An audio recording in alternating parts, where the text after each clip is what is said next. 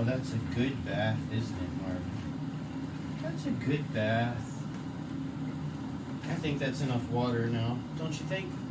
Let's shut off that water, buddy. And let's just keep on scrubbing you. Get a nice, good scrub. This is a nice bath, isn't it, buddy? Yeah? It's a nice bath. And this is a nice loofah, isn't it? Yeah. Oh, hello there.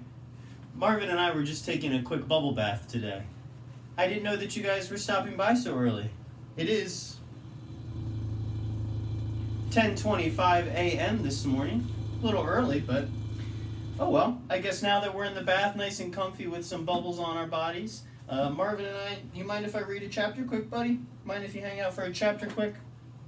Alright, well, welcome back to another episode of Hamilton Reads.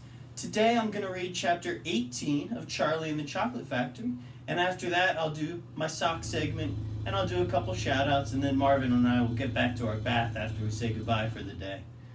Alright, so let me dry off my hands quickly, and then I will grab our book, and I will start on chapter 18. Down the Chocolate River. Off we go, cried Mr. Wonka. Hurry up, everybody. Follow me to the next room. And please don't worry about Augustus Gloop. He's bound to come out in the wash. They always do. We shall have to make the next part of the journey by boat. Here she comes. Look! A steamy mist was rising up now from the great warm chocolate river, and out of the mist there appeared suddenly a most fantastic pink boat.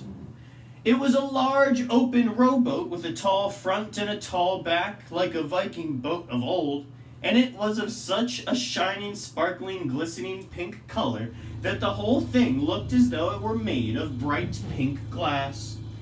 There were many oars on either side of it, and as the boat came closer, the watchers on the riverbank could see that the oars were being pulled by masses of Oompa Loompas.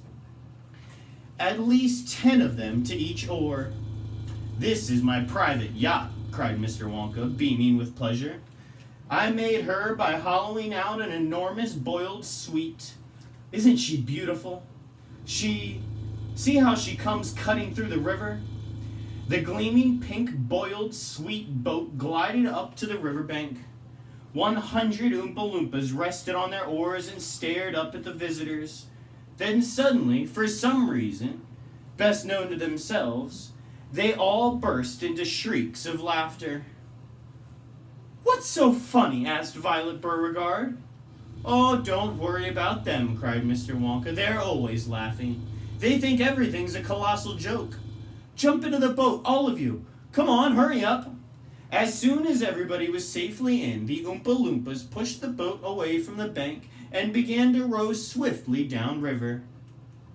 Hey there, Mike Teavee, shouted Mr. Wonka. Please do not lick the boat with your tongue. It'll only make it sticky. Daddy, said Veruca Salt, I want a boat like this. I want you to buy me a big pink boiled sweet boat exactly like Mr. Wonka's. And I want lots of Oompa Loompas to row me about. And I want a chocolate river. And I want... Oh, she wants a good kick in the pants, whispered Grandpa Joe to Charlie. The old man was sitting in the back of the boat, and little Charlie Bucket was right beside him. Charlie was holding tightly onto his grandfather's bony old hand. He was in a whirl of excitement.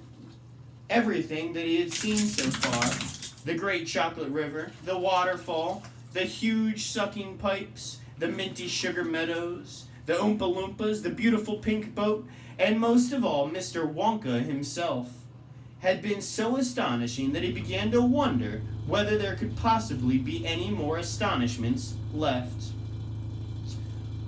Where were they going? Where were they going to see? And what in the world was going to happen in the next room? Oh, isn't it marvelous, said Grandpa Joe, grinning at Charlie.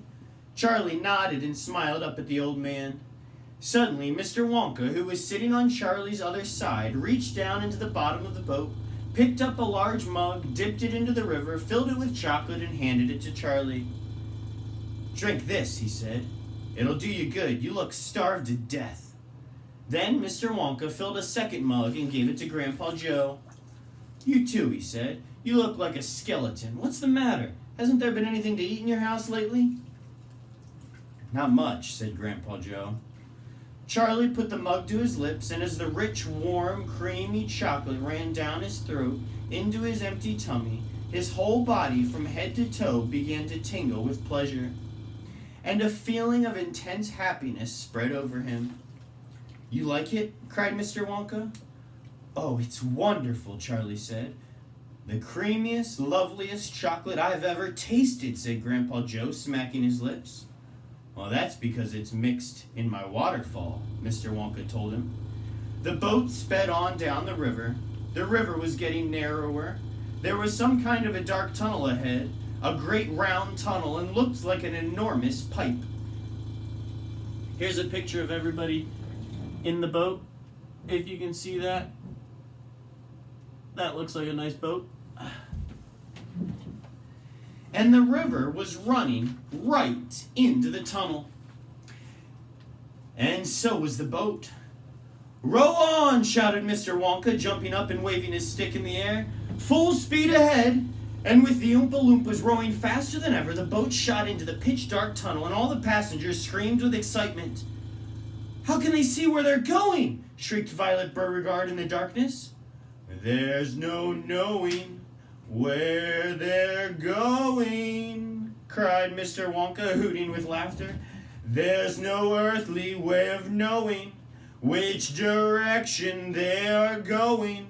There's no knowing where they're rowing or which way the river's flowing. Not a speck of light is showing, so the danger must be growing, for the rowers keep on rowing, and they're certainly not showing any signs that they are slowing."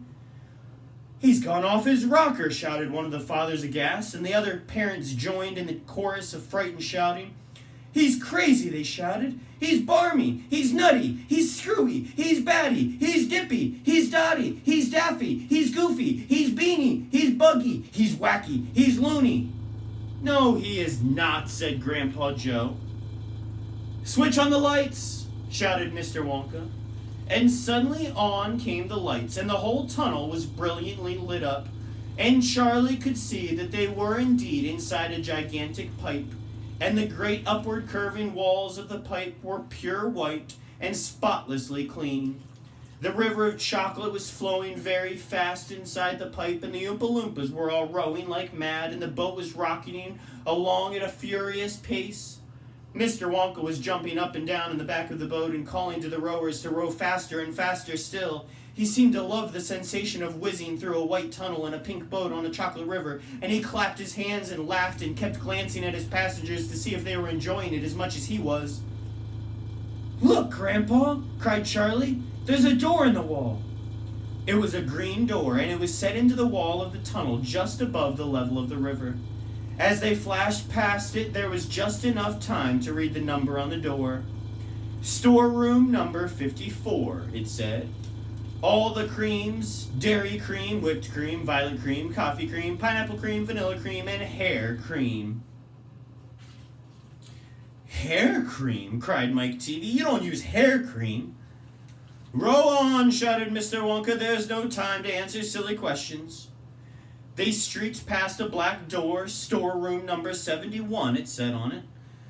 "Whips all shapes and sizes." "Whips?" cried Veruca Salt. "What on earth do you use whips for?"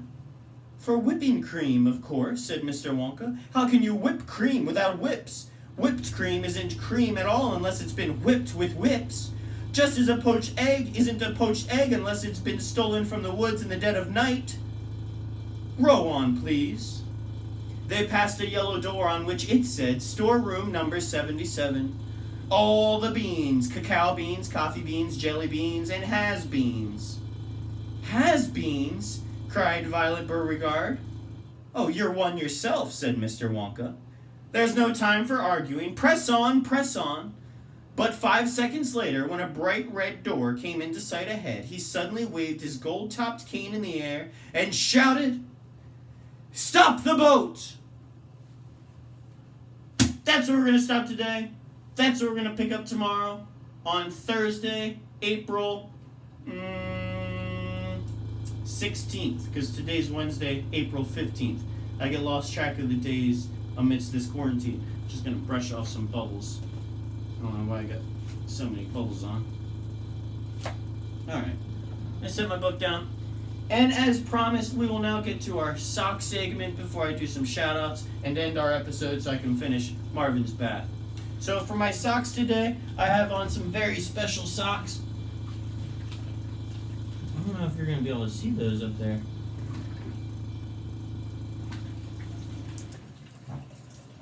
Look at those reindeer socks.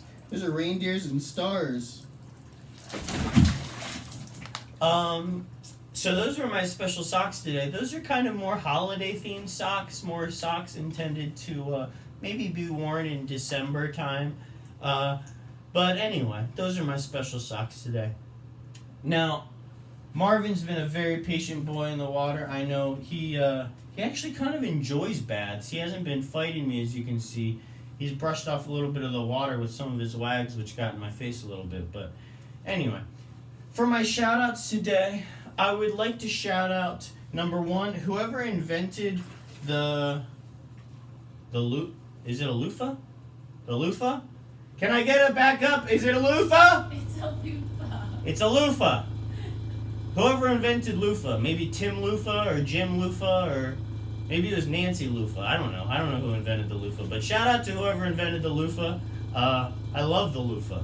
Now, don't tell my girlfriend, but this is actually her loofah that I've been using for Marvin the whole time, and she might not be happy if she knows about it. So you don't tell, I don't tell. All right? So off with the loofah. For another shout out today, I would like to shout out to I believe it's El Monterey, the brand that makes taquitos. Wow, I love taquitos. Taquitos are amazing, and I love taquitos. Another thing, shout out to crockpots all over the world. Crockpots, you have been making dinners easy and low maintenance for decades, and I appreciate you. Shout out to crockpots. Crockpots, loofahs. Anything else? Marvin, you got a shout out today? Shout out to bacon strips.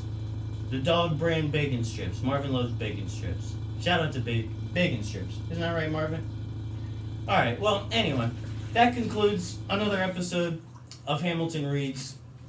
Sorry that you caught me in the bathtub giving Marvin a bath today. I hope you guys didn't mind me reading a chapter while I'm in the tub with Marv. But anyway, stay tuned tomorrow, Thursday, April 16th, where we will get into chapter 19 of Charlie and the Chocolate Factory. Thanks for stopping by.